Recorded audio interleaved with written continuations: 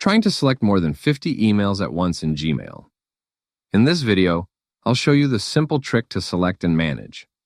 First, open Gmail in your web browser and sign into your account if needed.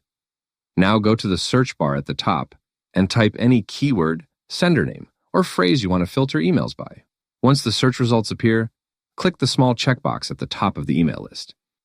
At first, Gmail will only select the visible emails on that page, which is usually around 50 messages. A lot of people stop here. But this only selects the current page, not every matching email. Now here's the important part. Look near the top of the inbox, and you should see a message that says something like, all 50 conversations on this page are selected.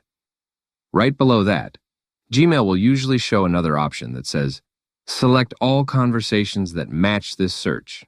Click on that option. Once you do that, Gmail will select every email connected to your search results, including emails across multiple pages. This is very useful if you want to quickly delete. After everything is selected, you can click the delete icon, archive button, or any other action you want to apply. And that's it. Thanks for watching.